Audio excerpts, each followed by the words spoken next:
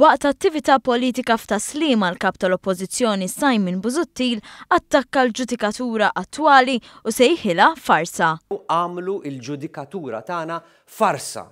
Dan anke jekk kien taħt din il-leġislatura li twaqqaf kumitat dwar ħatrit ta' ġudikaturi, kumitat magħmul mill-Prim Mħallef, l-Avukat Ġenerali, l-Ombudsman, l-Awditur Ġenerali u l-President tal-Kamra tal-Avukati li jevalwa n-nomini li mbagħad jitresqu quddiem il-Prim Ministru, sistema li żżid it-trasparenza.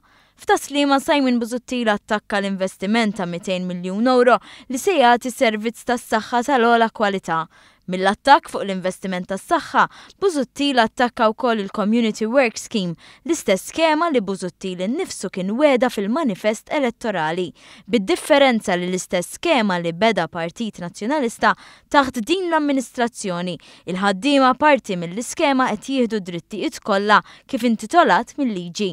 L-attività f'Taslima kienet indirizzata minn żewġ kandidati tal-Partit Nazzjonalista, David Tejk u Janice Ketkuti, b'Ketkuti tajt li diġà qed tara lil Simon Busuttil Prim Ministru. 50 snin żgħira oħra u jkun il-Prim Ministru tagħna.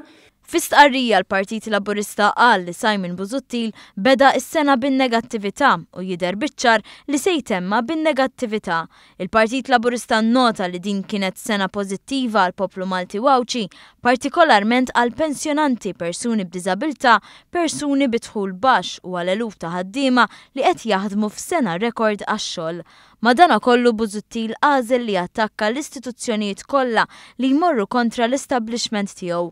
Jemmen f'politika ta' tribù u jaħseb li l-establishment għandu poter li ħadd ma jista' jmissu bħal meta qal li l-Islimiżi jibqgħu mal-Partit Nazzjonalista u l-istess kien jgħid dwar Għawdex.